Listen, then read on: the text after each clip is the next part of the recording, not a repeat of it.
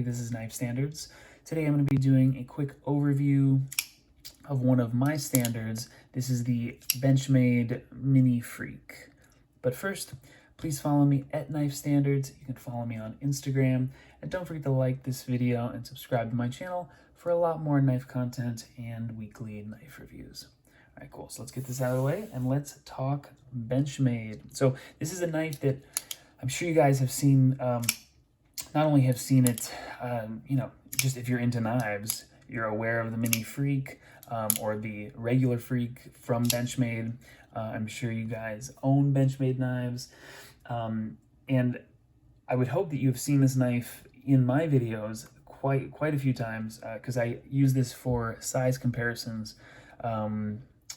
regularly. I haven't in my last few videos, but I mean my first, I don't know how many, I've used this knife for a size comparison for a few reasons. Number one is this is just a great EDC knife. There's a lot of awesome things about it, only a few downsides. And another reason why I use it for size comparisons, it's a really kind of classic, solid, at least from my hands, classic, solid EDC size, EDC friendly size, everyday carry size. So let's go ahead and start off just talking about a little bit about Benchmade. Now, I know, don't hate me, but Benchmade is not my favorite knife company. They do some things really well. You know, they have the Life Sharp, I think it's called Life Sharp warranty thing where you can send it back to them and they will sharpen your knives. I think that is awesome.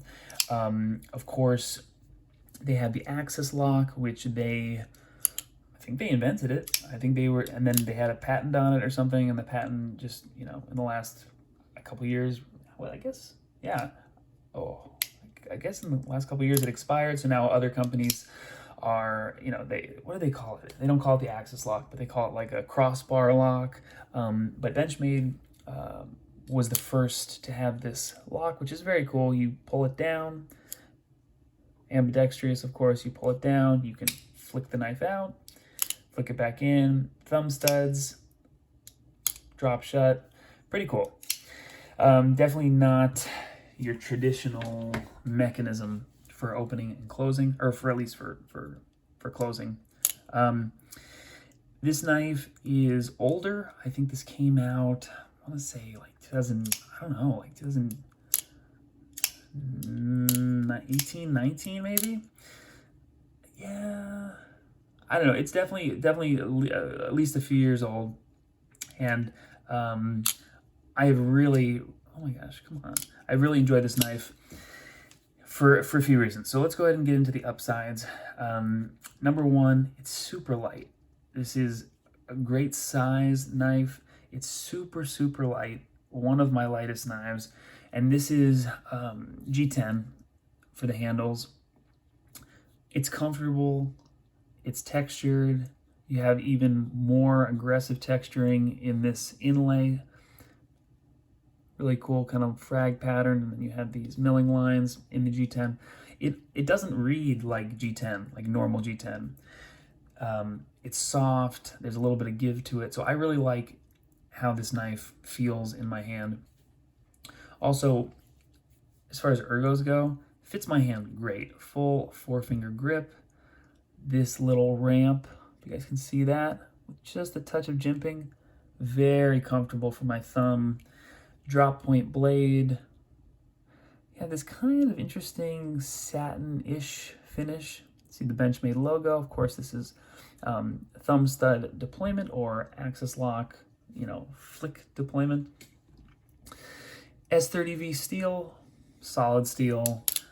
I think I got this knife for like, I want to say like 90, 100 bucks, something like that. And of course, I didn't buy this brand new right when it came out. There are newer versions of this. I think the latest version is it has like a little maybe red thumb stud and carbon fiber handles. So it's S90V. So of course that one's going to be more expensive.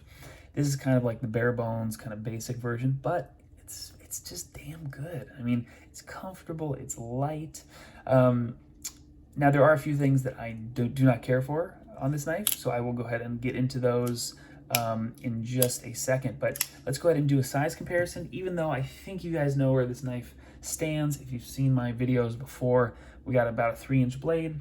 But let's go ahead and get some knives out and just see where it stacks up. We got one of my kind of lately one of my favorite size comparison knives, which is the Quiet Carry Drift. And what else do I have here? You know what? I'm busting out the let's see if I can get this out of here, out of the pouch and out of the box. Aha, got my baby Banter. So we have pretty solid size comparison, I would say. All drop point blades, similar aesthetics on the handles.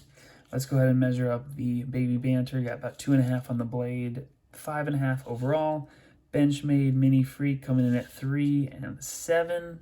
And then the Drift 3 and just a little under 7. So very EDC friendly sized knife. One of my favorite blade shapes, this kind of classic drop point. Ergos are awesome, feels really kind of like solid in my hand. This G10 texture is great. It's not going anywhere. It's comfortable. It's soft, no slip, really nice. Now, as you can see, the Drift,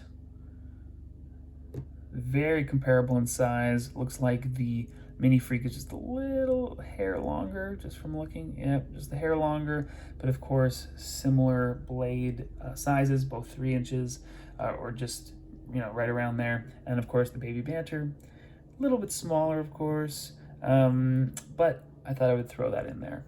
So I'll go ahead and get the baby Banter aside and get the Drift out of the way. And let's go ahead and talk about a few more positives about this knife. And then I will get into the downsides. So a pretty cool positive for me is there is this milling in the G10 scales. So it's a little bit hard to see. Yeah, there you go. So that milling is all, it's the full length of the scale on the inside. Let's see if we can get the light in there. Yeah, so you see that kind of honeycomb milling texturing? That goes all the way through on both sides of the scale. So that is the main reason why this knife is so light. And of course, I like my heavy knives, you know, heavier. Like this VBR is a chunk. You know, this is heavy in my pocket. You know, this is really like a substantial feeling when you carry it or when you have it in hand. But it's nice to also have just something so light, like featherweight. So I really like that about this knife. Blade steel, solid. I'm no longer a steel snob. S30V, not to be confused with S30V. S30V, good to go. Really nice grind lines.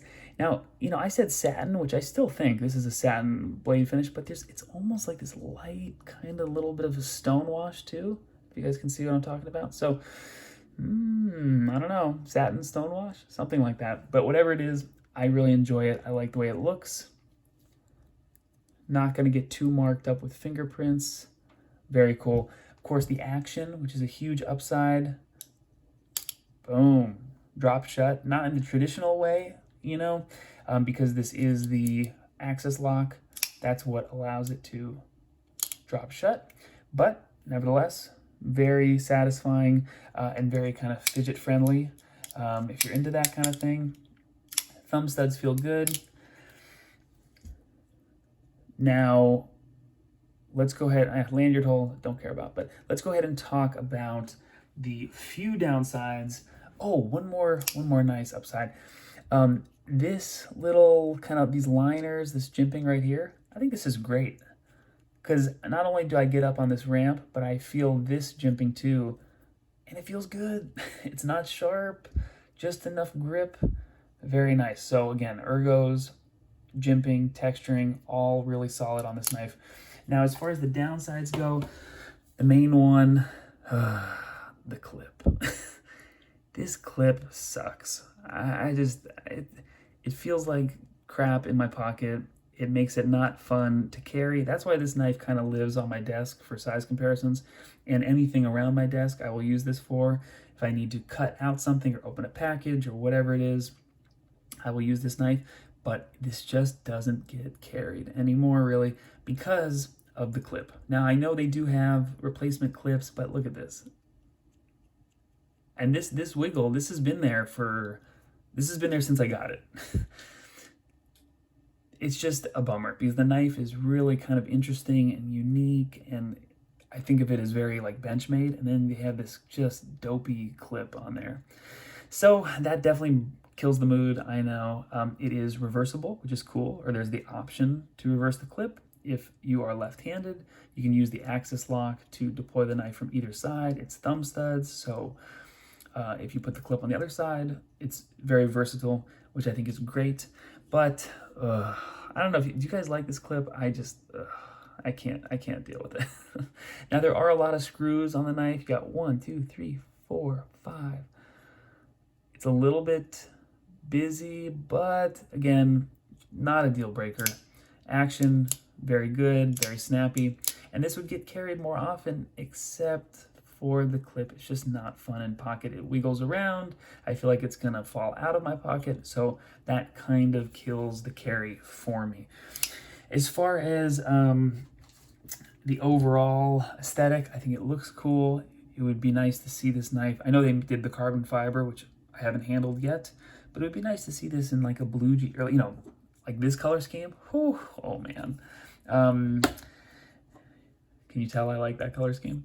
But a different color scheme, instead of just black carbon fiber or black G10 or gray G10, it would be nice to throw in some color. I don't know if Benchmade would ever do that, but it would be very cool to see.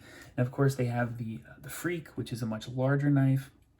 Do they have do they have an even bigger one, like a giant Freek? I don't know. I feel like they do. I should look that up. Anyway, but I feel like this is the way. This is the size for me and for an EDC knife, about 7 inches or so and 3 inches on the blade. So again, super light. This should be so good in pocket if it wasn't for this dumb clip. But again, I just wanted to show you guys about this knife. I'm always pulling this out for size comparisons, and I'm sure some of you have wondered, well, yeah, Knife Standards, why don't you just actually do a video on it? So here I am. I wanted to explain it, show you guys the mini Freek. Yes, this is not a brand new knife, so there's no unboxing or anything. And yes, they might have these online, but probably not because it is a few years old. But if you do come across one of these, what a cool, kind of easy, friendly EDC knife. That just about wraps it up. Again, mostly positives, mostly upsides, just, that the clip and the color scheme really. I'm sure some people would complain about the steel, but that does not bother me one bit anymore. Overall, a really excellent, solid knife, solid offering from Benchmade, who again is not my favorite company. I think other companies do much, much better work, but Benchmade, America, classic. So yeah, I'm always open to trying new stuff, and I will continue to keep on kind of be on the lookout for newer Benchmades. I know they just came out with their new catalog. So, I don't know if I'm going to go out and buy it, but if it comes across my desk or I get sent something from Benchmade, I'm happy to check it out, happy to review it. All right, everyone. Thank you guys for listening. This has been Knife Standards. I will catch you later.